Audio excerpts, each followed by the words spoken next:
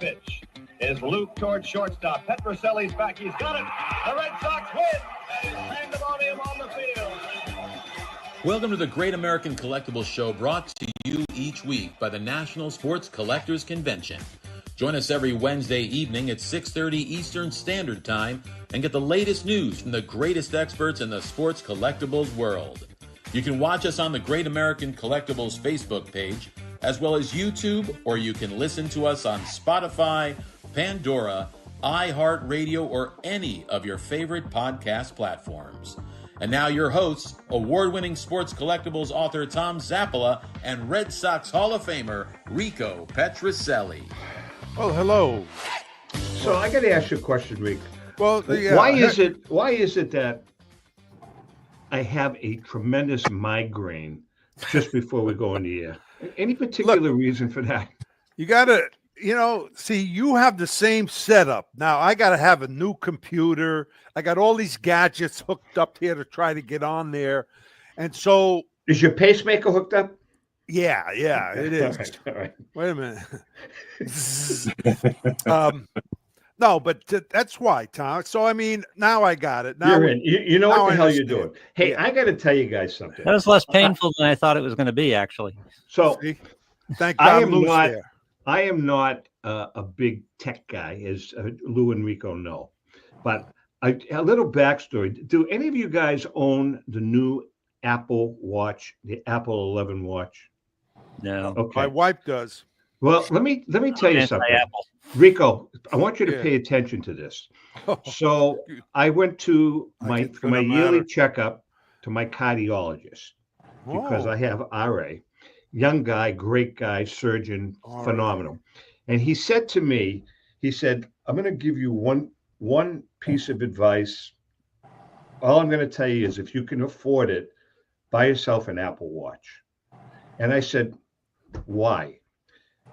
This Apple Watch, I can press a button and it gives me an EKG. I can press another button. It tells me exactly what my heart rate is, all of that stuff. I can take my blood pressure. I press another button, and at night, it tells you exactly what your sleep pattern is, how many hours you slept, how many REMs, how many deep sleeps, all of that. Then it tells you get a notification, like, for instance, I bike. And I bike about 60 miles a week. 3 wasted minutes. Go ahead. So listen, Rico. This could save who cares? your life. Who cares? Anyway, make a long story short. I'm going up a hill on my bike, and I get a notification because my heartbeat per minute went up to over 100. Now, which is normal for if you're biking or working out. But I'm telling you, Rico, you're the last guy that should not be paying attention, especially since you have a pacemaker in your heart. That's why I have it. I don't need that crap. Come on, like, okay. You can only take the horse to the trough. You can only take the horse to the trough. Anyways, that's my recommendation. Anyways, all right. Yeah. We've got Doug Keating in the house. Doug. Hey, Tom. Good to be here. Doug. How are you, Doug? Hey, Doug from Cardboard Promotions, our good friend. Al Crisafulli is here for the whole hour. Love the game auctions. He's got his auction going on, a lot of stuff going on. Doug, but let's talk to you first. You got what do you got coming up for shows? You got shows every month? Almost every week. Really? We have taken this coming week off, but we got 2 shows the following week. Friday at Thanksgiving at the Envision Hotel in Mansfield. That's when I originally started back in 1991, freshman in college. That's over 100 tables. And a couple autograph guests, Derek Sanderson, Sam Horn, and Roland James from the Patriots. And then 2 days later, we're at the Solomon Pond Mall in Marlboro, Sunday on November 30th. Johnny Busick, Rick Middleton, and Cedric Maxwell. And that one's free admission, so over 100 tables. So you're in Mansfield. You're in, where was the second one? Solomon Pond Mall in Marlboro. And do you have a couple of other venues that you use periodically? Yeah, well, the show this past weekend, Emerald Square Mall, it's actually the largest show I ever ran. It was about 190 tables, and we had great attendance this past weekend. And where was that? Emerald Square Mall in North Attleboro. Yeah. Okay. That's typically a 2-day show. And cardboardpromotions.com is the website for anybody want to look us up. And lastly, with the Holiday Inn in Dedham, we're back there Sunday, December 7th. So you've got about 4 Yeah, or we're 5 busy venues. schedule. Got great shows. He's got Yeah, really. you do. You know something? I've done a couple. The first show I ever did was with Rico. Rico, how many years ago was that? When Ellen, I met you for 25, the 30 first years time. ago, No, I I'm think. serious, about 18 years No. ago. Yeah, it's a long 18, time ago. Long time ago. Yeah. We met you for the first time. You were doing an appearance signing, and Ellen and I were doing a book signing on our first book. Hey, Doug, about your signees, where do you how do you line them up? Obviously, you don't go through the big agencies, do you? Or do you have a relationship with all of them and you just line them up directly? If I have an existing relationship, sometimes it's a handshake deal. I deal with them directly, such as Rico. And if it's the first time I dealt with someone or a really, really big name, yeah, I go through an agency. There's a formal contract involved. But I've been in the hobby a while, so I've got some connections. It's really good. Rico, when was the last time you were at one of Doug's shows? Not too long ago, right? No, not too long ago at the mall. In fact, it was terrific. Man, they had the whole center, almost the whole center with all the tables, and a great place to sign. And it went perfectly. Really, no, not because he's here, because it was an excellent show. I've done. Like, what is the mix typically? Modern, vintage, a little of both? Is it mostly vintage? Because I mean, I think you're a vintage guy, aren't you? Just in the last year, it went from about no Pokemon, and now over the third of the show is just Pokemon. And Rico probably noticed that too. Yeah. It was incredible. And I wish we had more vintage sports card deals, but there's not a lot of vintages out there, so there's not a lot of vintage deals. But we have a decent amount of vintage sports cards, and obviously a lot of the newer sports cards and memorabilia. It's a good mix. A lot of modern, ultra modern stuff. Yeah, I know there's modern and there's ultra modern stuff that was produced in the last 12 days. Everybody's welcome in my show. You're just kind of embracing it. Whatever the trend is, you're just kind of embracing it. You're not fighting up. Yeah, it's like that. I know this is not really a Pokemon show here; it's more sports, but I'm trying to embrace that Pokemon trend too. You see the kids with the father or mother right at the Pokemon. Yeah. And that's good to bring him in, but we got to get him in the cards too and other stuff. I know Al will appreciate this, but if you you wait long enough, by the end of the day there'll be another manufactured rarity, one of one, with some player, right? Yeah, I told you, the one-on-ones are getting gimmicky. It's become a joke. It really, Al. I know that you have very similar feelings. Let's put it that way, but it's really becoming absurd as to some of the stuff that they're coming out with. Go ahead, go for it. I mean, I don't mean to denigrate what anybody likes to collect, I just would rather buy something that's the only example because it's the only one that survived than to buy something that is one of 10,000 of one thing that they made. They made one example of Derek Jeter's card and one example of Derek Jeter's card in gold foil and one of Derek Jeter's card in silver foil and one in, with his jock strap and right. It just it doesn't do anything for me. And look, we picked up a huge collection and I have a giant box of insert cards. There's got to be 3,000 insert cards of from various issues, all of them very rare. In this,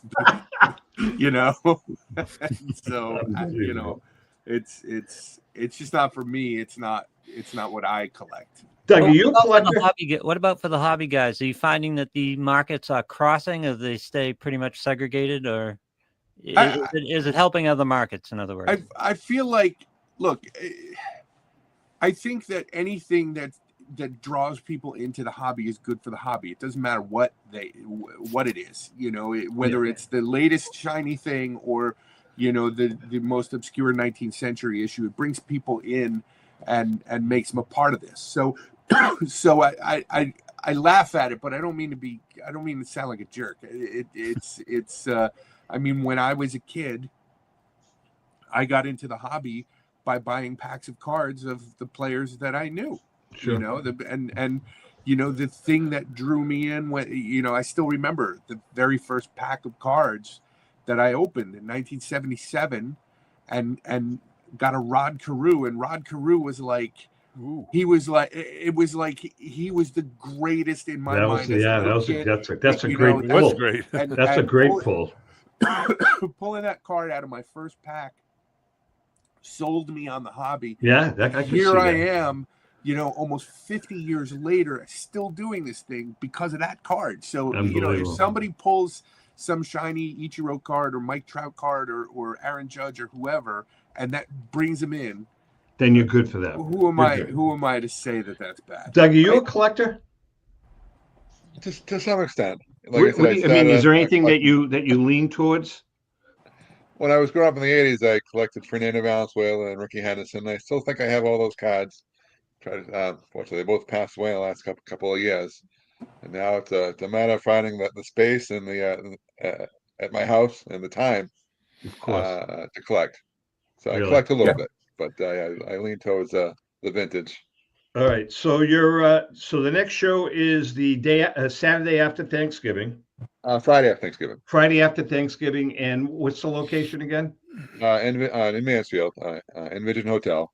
Okay. And how can people reach you? What's your website? The website is www.cardboardpromotions.com. Cardboard promotions. Yeah, cardboard like baseball cards promotions. Yep. Put them on online. All right, good. All right, Doug. Right, good luck. Good luck at the next one. Thanks. Good seeing you next month. Good seeing all you. Thank you. Right. All right. Doug Keating from Cardboard Promotions. Thank you, Doug. Thank you. Okay, Al, Mr. Crisafulli. What's shaking? A lot going on. We're real busy. We got some big announcements coming up in the next. When is it? Next week? The week after next, we've got Leighton Sheldon coming on as our guest host with Rico and I and Lou. We've got some pretty good stuff that we're going to be doing. Have I met Leighton? I don't know if I've met Leighton. Lou used to do a show. What was it called? Leighton's Loft? Leighton's Loft, yeah. How long did you guys do that for? Oh, 2-3 years, maybe. Yeah. Right? Yeah, you did it quite a while. Leighton's a good guy. I like And Leighton. he developed his own media department, and there was no use for that anymore. And I know that, really. He's got his own podcast now and a couple of other things. He's all over. That guy, he doesn't stop, that guy. He does not stop. He is all over the place. Anyway, so, we have some good stuff coming down the road. And by the way, last week, we started, Rico, you weren't here last week, but we started our new segment called Another Crackerjack Moment. And actually, Lou is pretty popular. Believe it or not, we've got some nice book orders over the course of the week. Yeah, we're very, very happy. But we'll talk about that later. All right, Al, you are in the midst, not in the midst, your auction just started when? Thursday, and you've got some really cool stuff. I want to get right into the Players League documents if we can. Yeah. I'm writing a piece right now that I've been working on. Actually, it's finished on the Players League. So it's the Northeast Find, it was called. And that is a really, really, really historic piece of memorabilia. You want to give the backstory, right? Yeah, it's a really interesting story, and a lot of people don't know it, and I think this is what makes it significant is obviously the story. So we're going to go back to 1889 when the Cincinnati Reds petition to get reinstated into the National League, and they become a National League team. This is how they build themselves today as one of the oldest, longest running National League teams with the Braves and the Phillies. Yep. But for a few months in 1890, they were actually not a National League team, because what happened was at the end of so you had the Players League, which was founded. Yeah, but hold on a second. Hold on. I don't want to. I'm going to interrupt you. Just the only reason being, I want to lay the groundwork where back in 1990, this contractor was working on an apartment building, and he was renovating an apartment building, a floor of an apartment building, and there was a storage room. And he called the landlord up and says, "What do you want me to do with all this stuff?" And the landlord said, "Throw it in the dumpster." So he was bringing this stuff out, and he found a box that said baseball content. That's all it said. He opened it up, and boom. Now you can continue, Al. That's what was in it. So 100 years prior to that, okay, because this was in 1890, John Montgomery Ward is a very he's a Hall of Fame player. He's a popular player in his era. He's also very antagonistic to ownership, and what he does is he doesn't like the fact that baseball has a reserve clause, which ties a player to his team, and so he forms a union, and then he helps to create a whole new league to bring players into this league, the Players League, which had no reserve clause. That was kind of the point of it, right? And so the Players League in 1890 becomes a legitimate competitor with the National League and the American Association. As a matter of fact, a lot of National League players jumped to the Players League, and the National League had to scramble to get players from other leagues to fill in their gap. Yeah, and some of the biggest names in the game went to the Players League. Right. So all three of the major leagues in 1890 had a difficult time of it, but the Players League actually probably did the best. They had the biggest names, and so now we forward to the end of the 1890 season, and the Players League decides, okay, we want to strengthen for next year, so we're going to get rid of our worst performing team, which was in Buffalo, and we're going to replace them by buying the Cincinnati Reds. Correct. Okay, so the John Montgomery Ward organizes this consortium of people to buy the Reds, and they do this transaction, and then the ownership of the team gets spread out among all of the different Players League teams. Okay, and then so the Reds are going to join the Players League for 1891, but then the Players League falls apart and dissolves, and so now the National League wants the Reds back, so they have to scramble, and in a couple of months they have to unwind this complex web of transactions that happened, first to buy the Reds and then to spread the ownership out among all of these people who now their teams don't exist. Okay.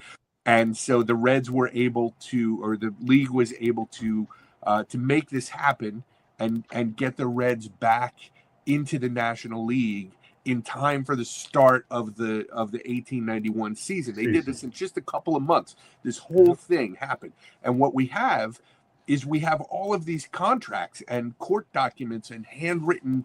I mean, some of these one of the contracts was handwritten on a hotel letterhead, to buy back the Reds. These are handwritten contracts that are signed by the people who were the owners of all of the Players League teams. It's such an incredible piece of historically significant documents. This was a big deal. This was all over the newspapers in 1890. It was a big drama, that this was happening in baseball. Mm-hmm. And now here we are, 100 years later, they find all of these documents in a storage room in a box. In a box. It's pretty amazing. So we have all of those documents. Very, very, very cool. Very cool. It's a great story. And by the way, you know who the original guy was that handled this was our good friend Joe Tomasulo way back. Mm-hmm. Joe's the one that handled the whole Players League auction at the time. Yep. And then what did they do, Al? They must have sold it in pieces, or did they? This was I don't know if it was one lot or what, if it was made of multiple lots or not, but I feel like this lot is far more historically important than just there's no Hall of Fame autograph in this lot, so there's no shiny thing for people to look at and grab onto. But if you're interested in this story and the history of the Players League, the National League, and the Cincinnati Reds, which has gone on to do to play such an important role in baseball. Think of it that, with the Players League, after that whole thing collapsed, nothing happened again with the reserve clause until Curt Flood kind of opened up the gates again, at least to get it going. And then another one, Andy Messersmith and those guys, that was another 10 years later. You know what I mean? The other thing about this that made it really interesting is that part of the drama was about the purchase of the Reds by the Players League in the first place, because the whole point of the Players League was that players couldn't be under contract. You couldn't own a human being, right? And so we're going to start this Players League. But then when they bought the Reds and all of the contracts. So there was this whole backlash about that. About, hey, wait, I thought you couldn't own a human being, and now you just went and bought all these human beings who didn't sign contracts with the Players League, but now they're in the Players League. And was that when you played the collapse of the Players League, Al? Was that one of the kindling pieces? I don't think. I think it was attendance eventually caught up to them. Not just them, but all the attendance really caught up to them. Yeah. Hey, Rico, when you played the whole reserve clause thing? Did players, bitch about the fact that your hands were tied to ownership? Well, no, they didn't really, get angry at it, but it was just part of the game that, you couldn't do anything about it. Now, if you wanted a contract, say get a raise, a little bit more money, and they said, forget it, go home. And that's it. You don't play. And you had no recourse. Nothing you could do. Nothing you could do. That's it. No. They it was true. They owned you, and but you adjusted. So none of you guys had agents then, right? At the time? No way. No. How quickly did you guys assemble behind Curt Flood when he started to challenge the reserve club? Right away, but when it was Marvin Miller. Marvin Miller was the guy who really got it going. I mean, Curt was great, going to court and everything. But and the owners had just so much power. They weren't going to overturn it.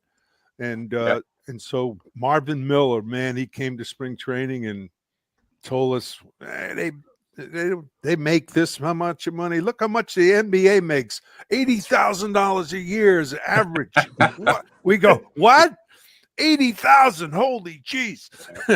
Football was amazing. 19,000. The football players were 19 grand. 19 grand average. And of course hockey was even less. It's amazing to think that we're about to probably go into another work stoppage in baseball over these issues that we're still, we've got documents that are 150 years old in this auction that are dealing with the same issue. Same thing. They just kick the can down the road every 10 years or whatever it is. Absolutely. And here we are again, maybe crazy, talking about crazy stuff. Work stoppage. Hey, Al, before we take a break, talk to us about this Babe Ruth gamer. Can you give us a little information on the bat? Sure. It's a Louisville Slugger 250 model. Which represented its highest quality of wood, right? Most of the gamers were 125. This is 250. Ruth is known to have swung the 250 bats. We've sold one of these before. Yeah. This one has been graded by Mears. It's an A7. Beautiful bat. It's in pretty good shape, but it's got a lot of restoration to it. So it displays really well. So it's a pretty cool piece. All right, listen, we've got the whole hour with Al. We're going to take a quick break. When we come back, we're going to come back with another Crackerjack moment. And then Al Crisafulli is ours for the rest of the show. Hang in there, and we shall return. Rico, you okay there? Yeah. I'm listening. That was great stuff. I read a couple of books on that. And it is good. I know what you're going to say. I was actually there.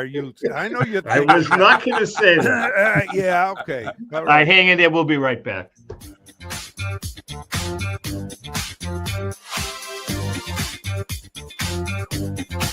I'm Rebecca Curry, a two-time child cancer survivor, recipient, and advocate for Lucy's Love Bus. The mission of Lucy's Love Bus, 501c3 nonprofit, is to provide joy, comfort, and quality of life for the entire family of children with cancer.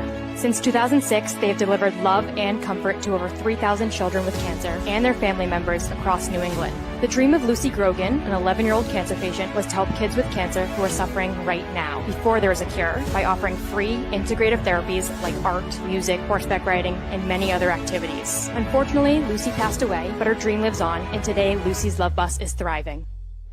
I'm Red Sox Hall of Famer Rico Petroselli. I hope that you'll consider supporting Lucy's Love Bus and all of those children who have been stricken by cancer. The Great American Collectibles Show is partnering with Lucy's Love Bus to help these kids. Let's continue Lucy's dream. Please go to lucyslovebus.org for more information.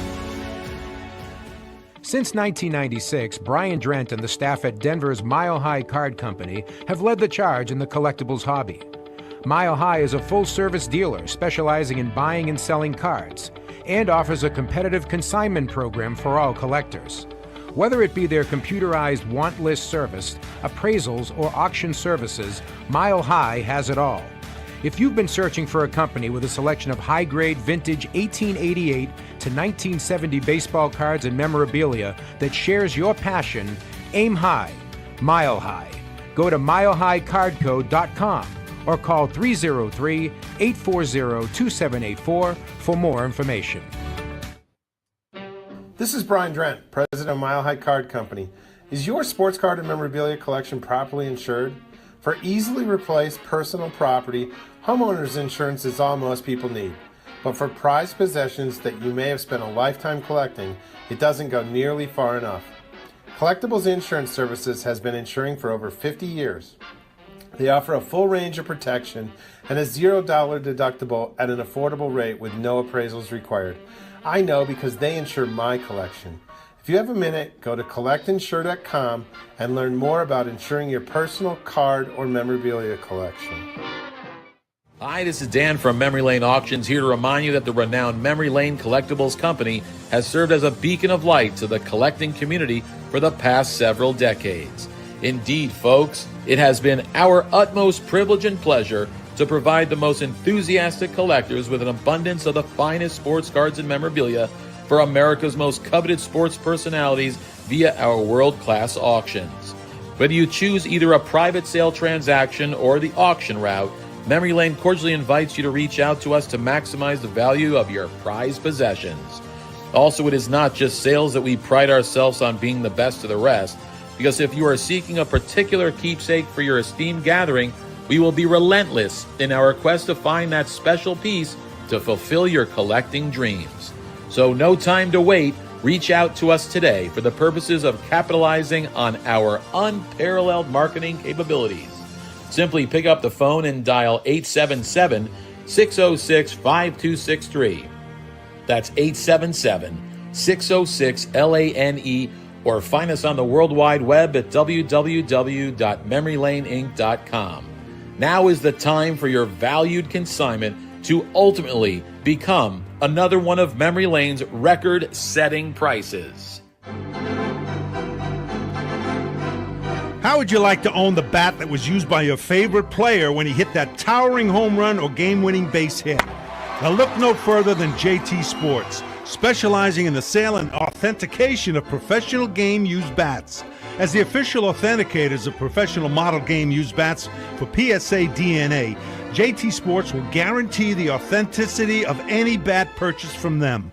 JT Sports also buys and sells game-worn uniforms, gloves, and baseball equipment. The unique quality of the collectible is what JT Sports is all about.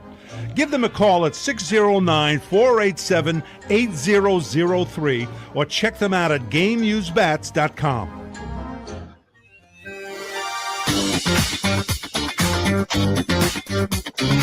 Okay, we are back. Al Crisafulli's in the house. Rico's in the house. Rico made it on time. We're very, very proud of him. Louie's in the house.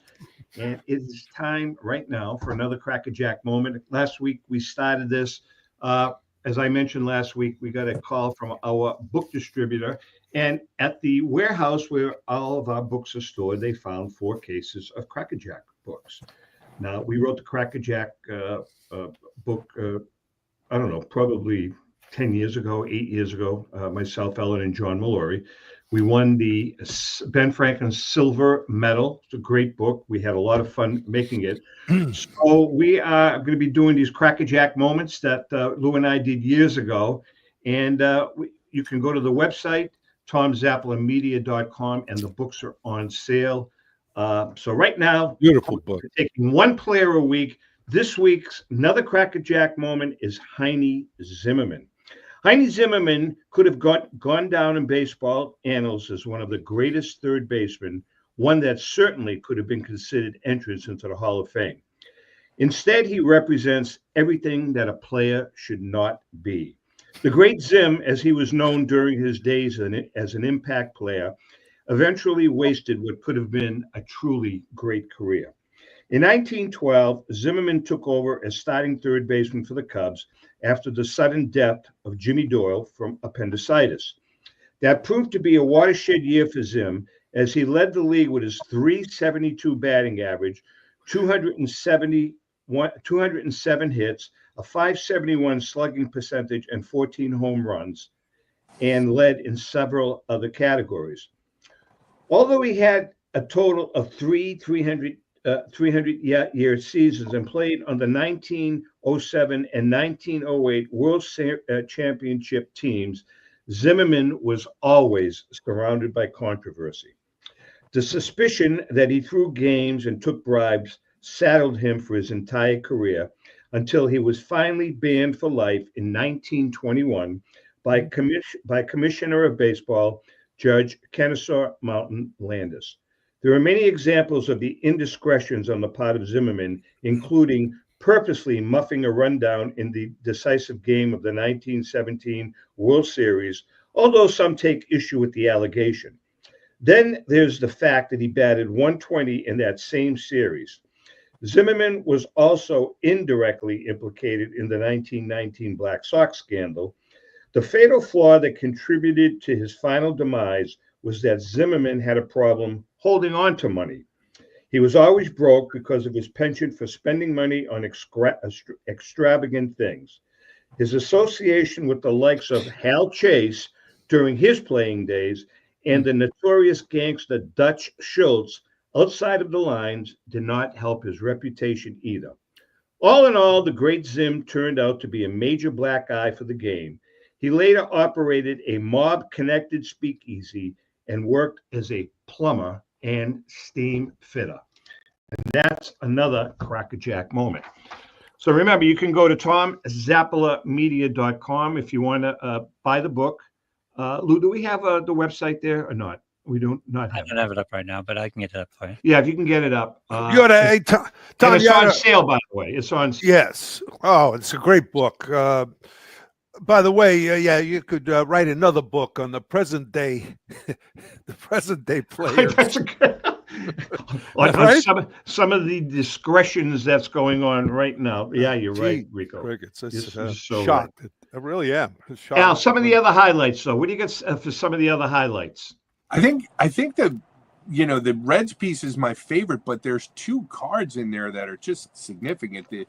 The lot number one is it's the greatest Z-Nut. It's a 1933 Z-Nut Joe DiMaggio in high grade with the coupon and a period autograph on the back.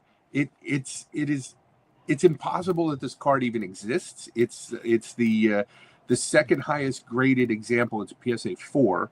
Yep. Okay, and it's got the coupon on the bottom, which is really only about 2 to 3% of the surviving Z-Nuts have the coupon on the bottom. And then it was signed on the back by a rookie, pre-rookie Joe D. And that card is an unbelievable card. If you were to ask me, what is the single greatest Z-Nut, I can't think of one that's better than that.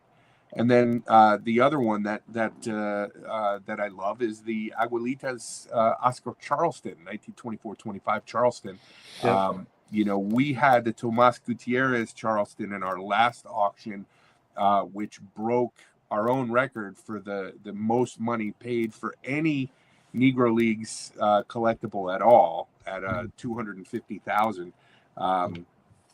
This Charleston is just a fantastic card, and I'm thrilled to have this one in the auction too. So, I was just thinking the DiMaggio card. I don't know if you know that much about people who want to sell them, but is there a tendency for people who are Yankee fans to get, buy Yankee cards, Boston fans, or does it matter? Just collectors in general. I think there's some of that, Rico. I mean, because you have some partiality to the players who are on your team, but then you have this upper tier of people, Ruth, Gehrig, Ted Williams, DiMaggio, people who were just, they sort of transcend all of that. Mickey Mantle, Willie Mays, Rico Petrocelli. They're the Wow. they're these guys that are up on a different tier, where they're more representative of the entire sport, and everybody wants their stuff. It's not just Yankee fans chasing after Babe Ruth. It's not fair, Al. I'll be honest with you. Why don't the people want to go for the worst players? Stan Pappy, no. Hey, let me tell you something. Stan. Dropping names. Rico I had a Rip Rapolsky. That was my first card. You know that, Al, about 3 or 4 weeks ago, a Rico Petrocelli PSA 10 in Heritage Auctions sold for $12,000. This doesn't surprise me. I mean, first of all, what year was it? 67. No, it wasn't 67. Was it? I don't know. I don't either. No, I think it was. I want to say it was 69. What was the year you hit the 40? Oh yeah, 1969. 69. I think it was a 69 Petrocelli PSA. The thing is, it was taken with the glove. Now, usually, when you took it in, when they take a picture with the glove, you didn't have too good a hitting year the year before. When they hit the picture with the bat, you say, "Boy, I had a good year." So I don't know. Yeah. No, this is Rico is a Boston Red Sox hero. He's a hobby hero, and the cards are tough to find in high grade. So, well, look, the only thing that I did, what you can't even put me with other guys who were great. I was the first shortstop to hit 40 home runs. Yeah, period. Shortstop with power. Yeah, and that's it. That's my. Because something that's bull. Wasn't the school of thought before Cal Ripken was that if a shortstop, tell me if I'm wrong about this, a shortstop couldn't be too big. Like if you were too big, you were too big to move around and have the range for that position. It was really Ripken that redefined that. So a shortstop with that kind of power was not something that you got a lot of. Well, right? the best was Louis Aparicio, and Louis was he could run, a great fielder, and kind of a line drive hitter. You just couldn't round third. That's all. Huh? You just couldn't round third. You remember that? Oh God! But wait a minute. When Louis came to Boston, which one of you moved? Was it you or was it him? Me. Okay. Yeah, I moved to third. Rico moved to third, but there's a backstory there, Al. Backstory, and Rico, correct me if I'm wrong here. The backstory was originally the Red Sox were trying to get Ron Santo to play third. Yeah, and right. They weren't able to do that. Then they had the opportunity to get Aparicio, and then Rico was gracious enough to move to third, or else he was going to get his ass on the bench. So, no, that's Louis Aparicio getting him. I said, wow, he was Louis. How did you and Louis work together? Good, yeah. Louis was a great teammate. He had a great sense of humor. And he played hard every game. And unless he had real bad injury, but it was towards the end of his career. Yeah, and he had a little tough time hitting. He beat my 0 for 32. He went 0 for 44, and he got a letter from at that time President Nixon. Yeah, say hang in there. Yeah, hang in there. The reason was because of the oil, the trade in Venezuela had a lot of oil, and it was either exporting or importing, whatever it was. But that was the talk at the time. How many years did you play alongside him? 2 years. Yeah, he was there for 2 years, and how much experience did you have at third, and how tough was the transition? Well, it was tougher than I thought. And especially with some of the big power hitters up there. And who was one of the toughest to hit is a guy who had power, but also could run and bunt. So you were back and forth, you know. Yeah. Right.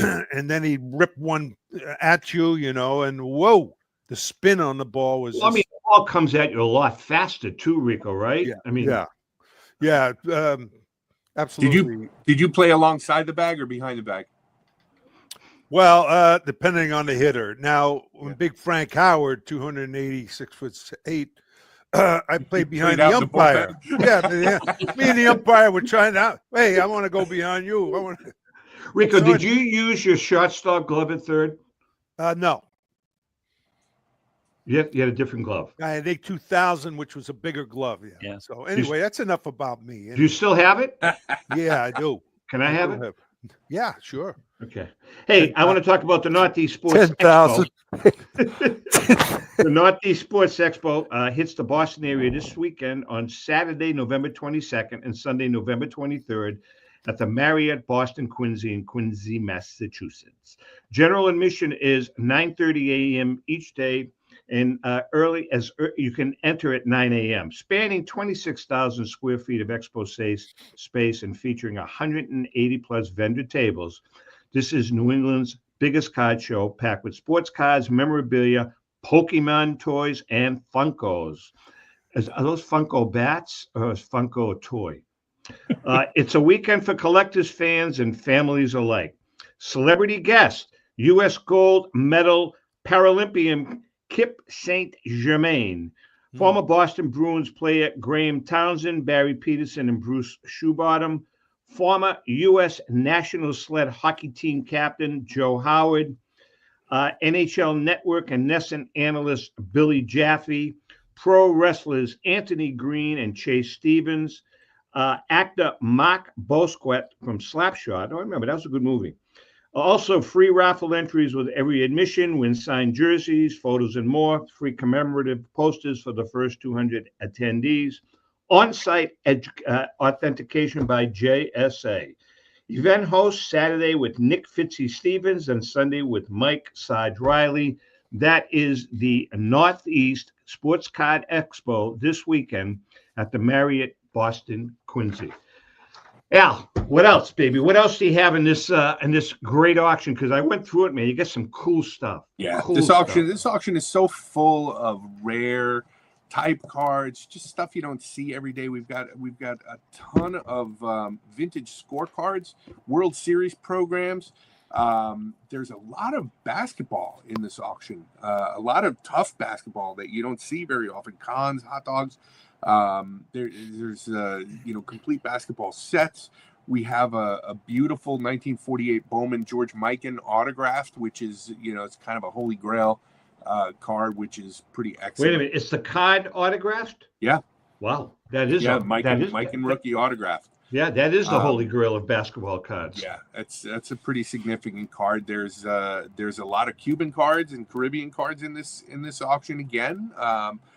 Which is stuff that we love to sell, and we love to bring some of that out, and a ton of 19th century, a lot of old judges, SF Hess, California League cards, lots of that kind of stuff. So it's if you're a collector who likes rare and obscure, this is a great place to go. It closes on the 29th of November, so we're kind of right in the thick of it now, and it should be an exciting finish, I think. Rick? Yeah, I wanted to ask all of you actually about. By the way, you got football cards too. That with football season, I would think that people would be interested in it. But Al, New England has this kid who's looks like he's going to be a really good. But they're comparing him, I heard, to Tom Brady. I mean, come on now. They buy his card now. Whoa, this kid's going to be great, right?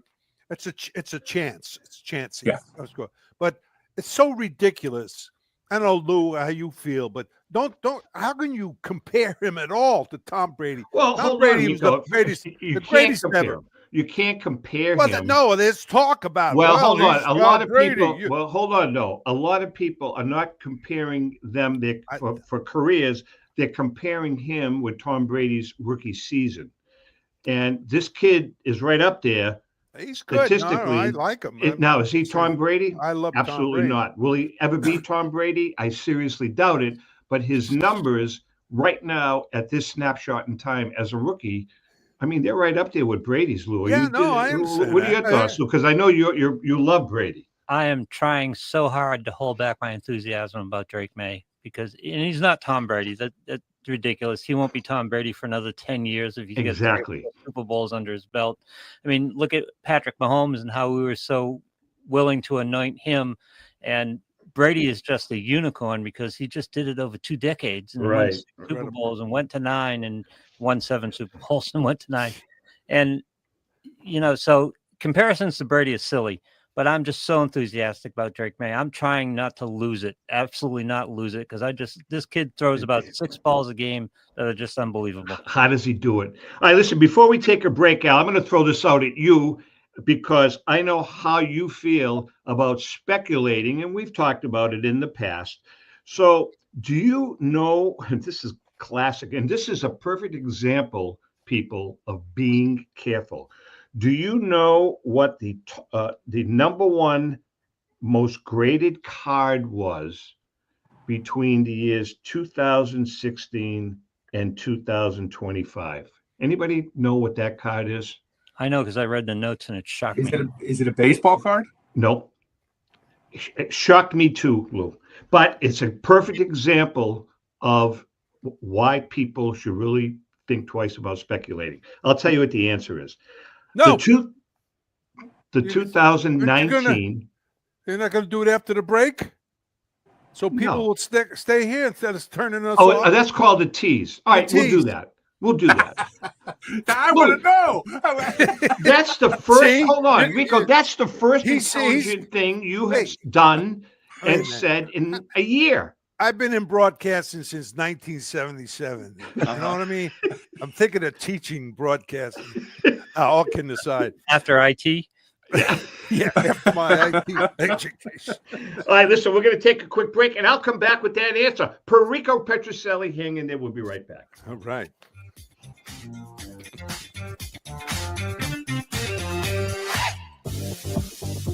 I'm Rebecca Curry, a 2-time child cancer survivor, recipient, and advocate for Lucy's Love Bus. The mission of Lucy's Love Bus, 501c3 nonprofit, is to provide joy, comfort, and quality of life for the entire family of children with cancer.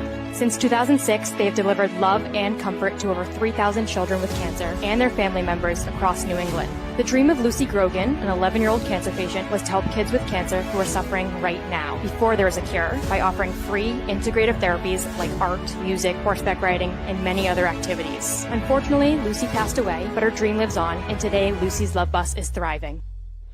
I'm Red Sox Hall of Famer Rico Petrocelli. I hope that you'll consider supporting Lucy's Love Bus and all of those children who have been stricken by cancer. The Great American Collectibles Show is partnering with Lucy's Love Bus to help these kids. Let's continue Lucy's dream. Please go to lucyslovebus.org for more information. Pristine Auction is a family-owned and operated online auction specializing in autographed memorabilia, sports cards, coins, art, and collectibles. Since their founding in 2010, they've grown to 2 facilities in Phoenix, Arizona, totaling over 60,000 square feet. Jared Cavalier and an incredible staff of over 150 team members serve a very large customer base and enjoy every minute of it. By working with leading authentication companies, Pristine ensures all items are 100% authentic. In addition, third-party authenticators regularly travel to Pristine Auction to provide authentication services on site. Pristine Auction strives to operate its business in a way that's honoring to God, their families, and their customers. With a strong focus on speed, quality, and premier customer service, their mission is to be the leading online auction for every level of collector and fan. Pristine also works for Hope Sports and Identity Hoops International, traveling to Mexico to build houses for the less fortunate. Pristine Auction offers several online auction formats with thousands of auctions ending each day. For more information, go to pristineauction.com. That's Pristine Auction, the best in the business. If you're a discerning collector interested in owning the most important pieces in the hobby, look no further than Leland's Auctions. The original sports auction and appraisal house, Leland's was established in 1985 by legendary Pioneer founder Joshua Leland Evans. And today, President Mike Hefner carries on their tradition. From the Tom Brady card and memorabilia collection to the famed Boston Garden Auction to high-end card auctions from every major sport, Leland's has always maintained the highest standards. Go to Lelands.com and get your bid in. That's Leland's, the hobby's leading sports auction house for 4 decades. It's often been said that championships are won on the practice field, and world records come only to those willing to work harder than everybody else. Heritage Auctions is the world's largest collectibles auctioneer because we believe that becoming the best is only an invitation to the challenge of remaining the best. This requires the skills of the hobby's top experts, capable of identifying and maximizing value for our consigners. It requires the most visited website in the industry, courting a global audience of collectors over 1.5 million strong. It requires a dedicated press department that expands our global reach far beyond the entrenched hobby marketplace. It's hard work, but a simple premise. Present the finest collectibles to the largest population of potential buyers, and world records will come. We invite all listeners to put the unmatched power of Heritage Auctions to work for you. Auction evaluations are always free, and our commission-based fee structure ensures that our interests are always aligned. The highest possible price for your collectibles. There will always be new world records to chase, so let's chase them together. Visit our website at ha.com and request your no-obligation review today. Hi, this is Dan from Memory Lane Auctions, here to remind you that the renowned Memory Lane Collectibles Company has served as a beacon of light to the collecting community for the past several decades. Indeed, folks, it has been our utmost privilege and pleasure to provide the most enthusiastic collectors with an abundance of the finest sports cards and memorabilia for America's most coveted sports personalities via our world-class auctions. Whether you choose either a private sale transaction or the auction route, Memory Lane cordially invites you to reach out to us to maximize the value of your prized possessions.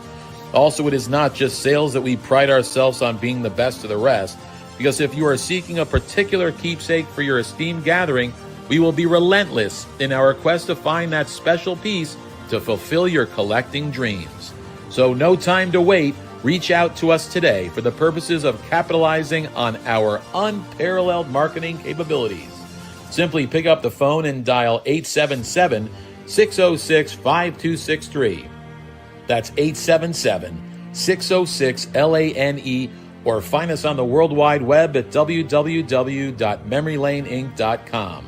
Now is the time for your valued consignment to ultimately become another one of Memory Lane's record-setting prices.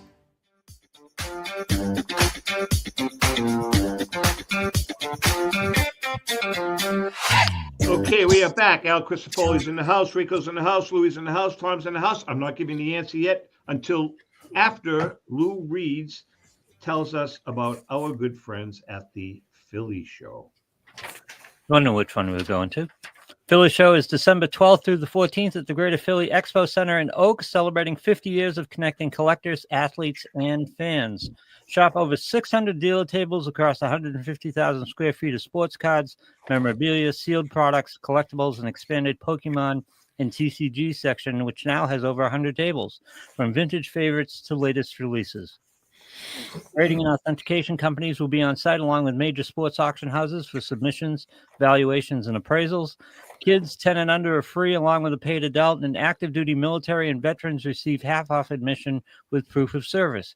And don't miss our community trade nights happening Friday and Saturday evening, open tables, great energy, and collectors trading with collectors all night long.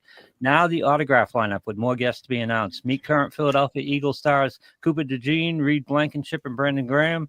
Philly stars and legends of the past, Cole Hamels, Larry Boa, and Lenny Dykstra. Baseball Hall of Famers Vladimir Guerrero Sr., Edgar Martinez, Eddie Murray, Tony Perez, Alan Trammell, and Dave Winfield. NBA Hall of Famers Dennis the Worm Rodman and Dominique the Human Highlight Reel Wilkins.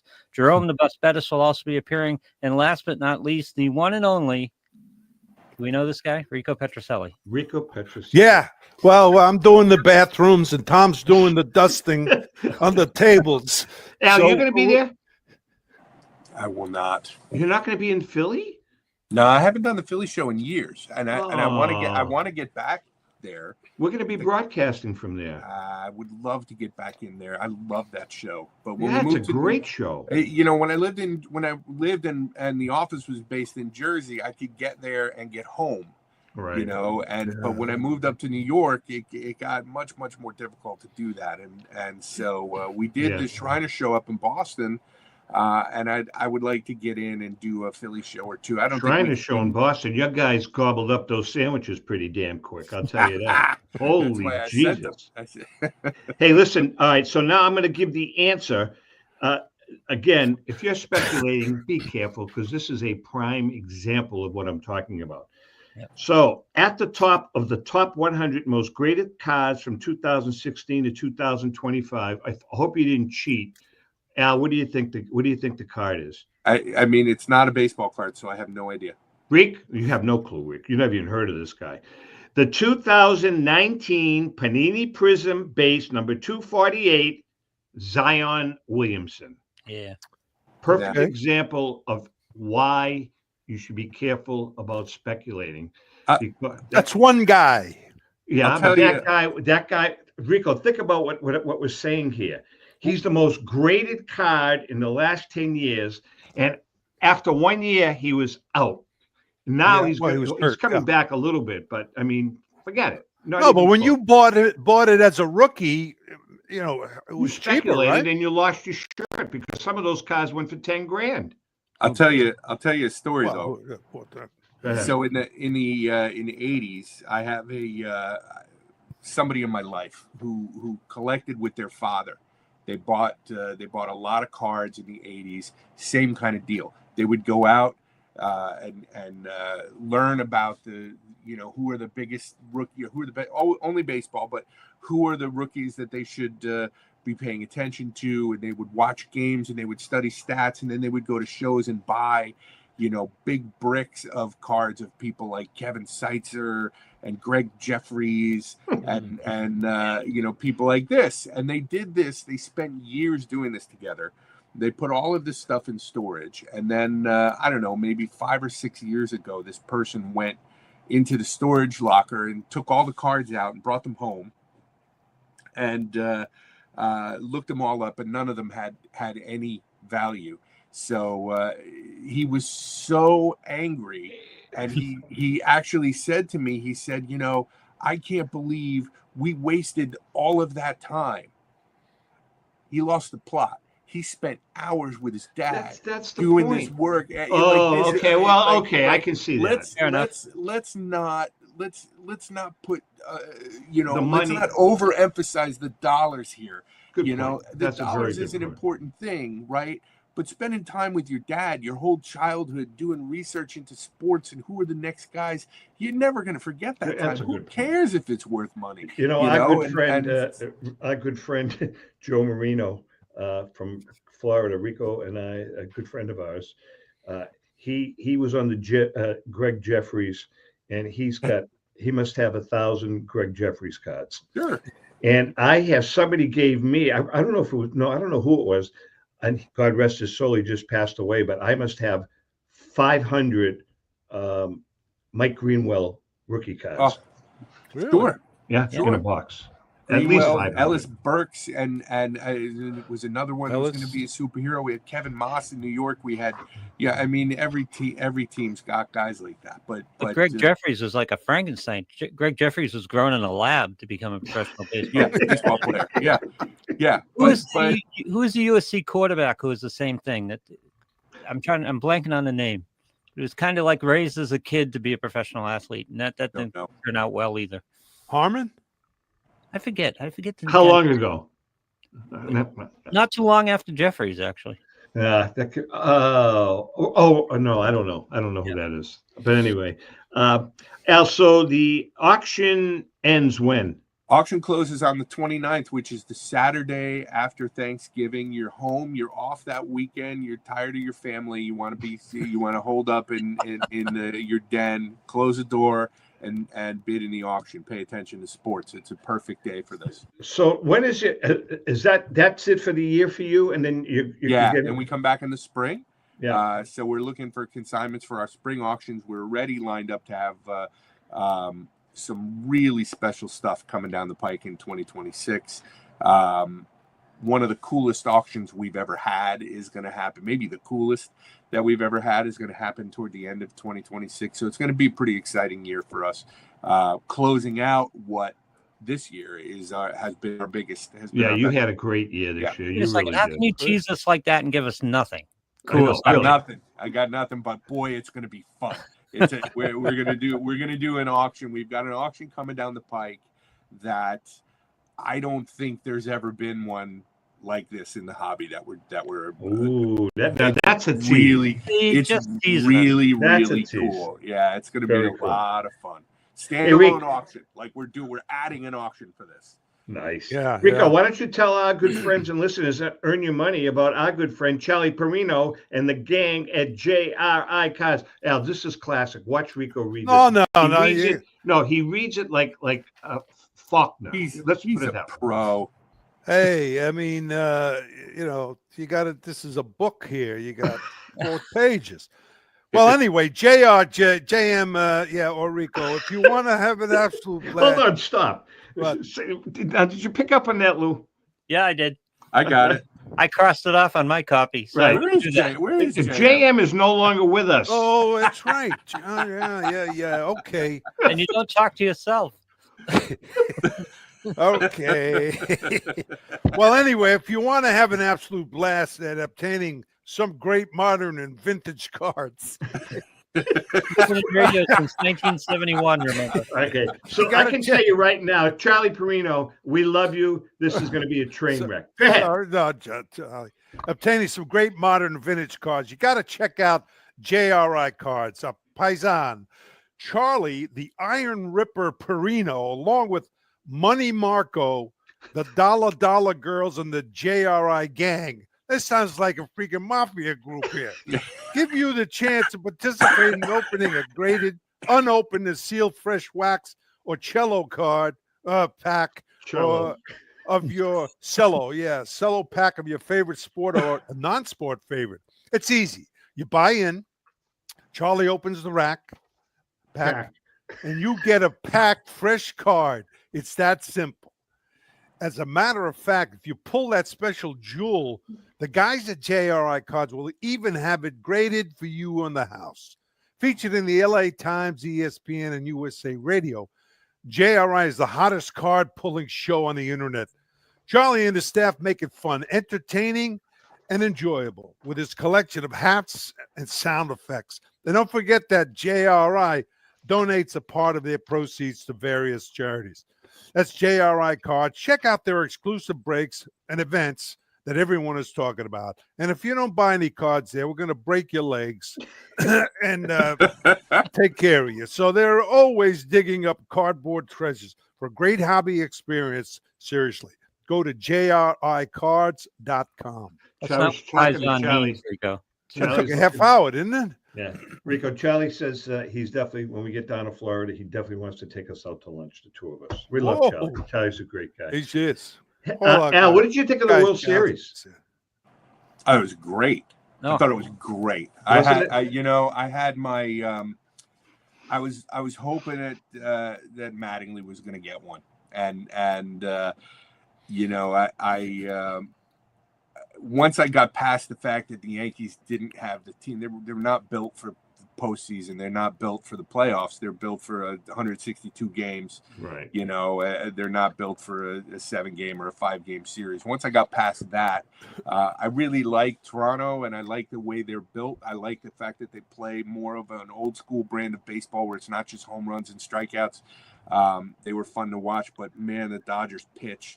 So it was a lot. It was a fun World Series. Game 7. We were talking about it last week, Lou and I put Game 7 right up there, surpassing the 75 Fisk game. Wow, I do. Wow. I mean, if you think about, first of all, it was a Game 7, number one. When that 75 game was not a Game 7, and then the Fisk home run. I mean, you can't take anything away from that, but it was just one snapshot in the game, Cabo and there were so many twists and turns in Game 7 of this World Series. It was just like, are you kidding me? Are you kidding me? I got COVID. No, as I pointed out last week, there was no Buckner moment. There were no lapses. These were just two teams throwing haymakers at each other. Yeah, it was two heavyweights just pounding each other. I got COVID sitting in a bar watching. I know you told I did. I was. That's what I was doing. I was in one place, and it was time to go.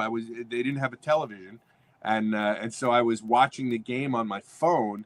And then it went into it went late. The game went late, and I left the one place, and I was like, I know that they're showing it in that bar, and I went down to the bar, and I got myself a seat, and I sat down, and I got COVID while I was.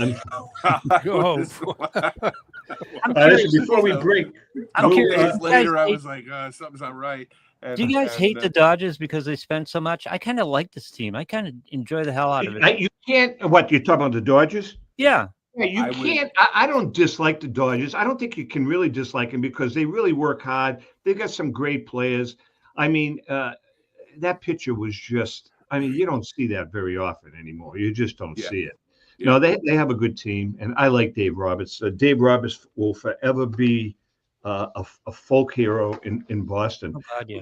He's Louis, a how about our cancer friends? survivor too. Oh, that's right, he is. Lou, how about our friends at Finkelmeyer Insurance? Mixing up the reads on me, but I happen to have the copy. So. Oh, sorry. Finkelmeyer Insurance Agency has been insuring collectibles since the early 80s. The late Tom Finkelmeyer wrote the original sports memorabilia insurance policy when no one else in the industry was insuring sports collectibles. A lifelong collector of sports cards, Tom Sr. instilled the love of collecting in Tom Jr., the current president of Finkelmeyer Insurance Agency. Tom Jr., with 3 decades of insurance experience, has paired that expertise with 50 years of collecting, and with a litany of professional designations, including counseling and risk management. Tom covers every aspect of your collectibles insurance needs. Unlike some companies that sell collectibles insurance direct to consumers online, Finkelmeyer Insurance Agency is the only independent retail agent who specializes in sports memorabilia and collectibles nationwide. Representing all major companies that sell collectibles insurance, there's no agent that insures more collectors, dealers, appraisers, auctioneers, or events in the collectibles hobby than Finkelmeyer Insurance. Our good friend and hobby legend John Tobby of JT Sports has been using Finkelmeyer Insurance for over 20 years. For more information, go to thefia.com, thefia.com. That's Finkelmeyer Insurance, where collecting is our passion. You know, I was just thinking, Louis, when we get to Florida, you've got 3 months where Rico will not have access to having to get on StreamYard because he'll be with me together. Right, Rick? Well, that's true, but I'm going to take it anyway in case something happens. You get sick or something like that. Not that. You won't get sick. You never get sick. Rico's got it down. I got it. I mean, you haven't figured out now. No, now I'm going to go to and print in StreamYard.com, etc. So that's it, right? All right. We accept that. Hey, listen, you had something. It's a Red Sox thing because we know we got a great Yankee fan there about Bregman and the. Yeah, I was going to ask you that, Rick, before we part ways. Yeah, right. No, I just quickly. Should the Red Sox part ways with Bregman and move Maya to third and let Romy Gonzalez play second, who hit both? Well, wait a second. Romy hit well against lefties and righties this year. 286 over 300. Why not put him at second and get rid of Bregman? No way. These guys that are free agents, like the kid for the Mets, they're 31 years old, 31 years old. It's different today. These guys, in the off season, they work out during the season. I mean, they're in great shape. So I would give a guy a 5-year contract for, 31 years old or 36 or 7. I mean, I think they could still produce. So Bregman, that's what I'm talking about. Bregman in particular, I would give him a contract, move the other kid to second base, go out and get a guy that can hit some home runs, knock in some runs. All right. So now the latest rumor, Lou, I don't know if you read about it today, but the Red Sox are kind of flirting with Bo Bichette. Yeah. And either Pete Alonso or Kyle Schwarber. So if they're lucky enough to sign Bichette, Does he go to third and then they let Bregman walk, or does he go to second and Meyer is on the bench? He goes to second. Meyer, well, no, Meyer plays. They let Bregman walk. Meyer goes to third. Bichette second. Yeah, third base. But I think, Alonso and Schwarber. no, either or. Either. I was going to say. Oh no, it would be either or. It's got to be. It's got to be Alonso. First of all, I want Alonso so badly, but it's got to be Alonso and somebody. They can't just let Bregman go and replace him with Alonso and go from there. It just can't do it. I agree with that. You got to get it. Al, and again, your Yankees are heading in the wrong direction, in my opinion. Although they have a hell of a pitching staff, I have to admit. But I don't know, that team is missing something, Al. They're missing something. They don't know how to play baseball. I don't know what it is. They don't know how to play baseball. They don't know what to do if the ball doesn't go over the fence, or if the batter doesn't strike out. They don't know how to. They haven't had pitchers fielding practice since these guys were in Little League, and they don't know what to do when they're on the bases. Their base running is terrible. They don't know how to hit behind the runner. They don't know how to move guys over. They don't know how to get a guy from second home with no outs. I don't know. I don't mean this as derogatory as it sounds, but they're a softball team. They play like a men's softball team. This is what they have. They are built to win 90 games, and because that'll get them into the playoffs, and then they fall apart. They're built to win 90 games, but just the law of averages means that they're gonna score enough runs that they can win 90 games, and they're going to do that with power. But when you get into a short series against a team that's the quality pitching, the best pitching in baseball, the postseason, they don't know what to do. They don't know what to do, so until they actually start coaching these people and teaching them in the minors how to do this stuff. Got to get some guys on base percentage. Get on base early. Yeah, you're right. It's when you look at these guys in the batting order and look at their on base percentage as a team. Judge is great. Judge is great, and Bellinger was nice. But you've got guys with on base percentages barely over 300. Yeah. And it's not like they're. Who I like? I like Ryan McMahon at third base, and they say, "Oh, he can catch the ball," and but Aaron Boone doesn't seem to care. He'll put guys out of position. It's like it doesn't matter. He'll just, we've got a guy who's never played third base in his life. Let's put him on third base and see what. I'll tell you what. We stand on Aaron now because everyone's on Aaron's ass about getting him out of there, and I don't think Aaron's a problem. I agree. I'm not a big Aaron fan because I don't think his in-game management is particularly good, but I also don't know how much of those decisions, he'll tell you they're all his decisions, but it's everything that you hear that comes from the guys who come up from the minors and who are not with the team anymore. When they interviewed those guys about the Yankees, they're talking about how it's a systemic thing and how they're so driven by analytics that they're even in the minors, they're not taking them through situational baseball. They're not taking them through any of this. It's just how hard can you hit the ball? It's exit velocity and it's launch angle. They play games in the minor leagues that are basically, if you hit it over a certain amount of miles per hour, you get a point. And if you don't, the pitcher gets a point. And so what happens if you hit a little ground ball in the hole between the pitcher and the third baseman, or the pitcher and the shortstop, do you know how to beat that out? Do if you're on second base when that happens, do you know what to do? Do you know how to move the runner over with a opposite field ground ball? No, they don't. That's not what they know how to do. So it's either strikeout, home run, and that's it. So I have no confidence. It was obvious, really. Yeah, I mean, you could just see it.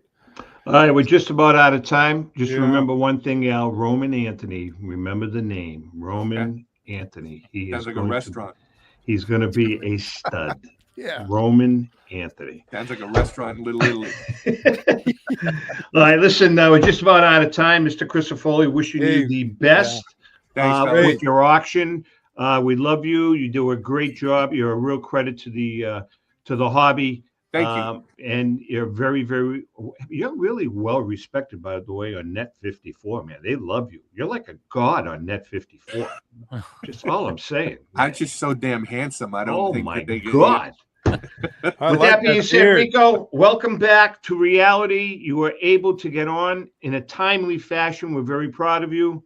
Louis, thank you for all your help. And to our viewers and listeners, happy collecting. Bye, buddy. Take care.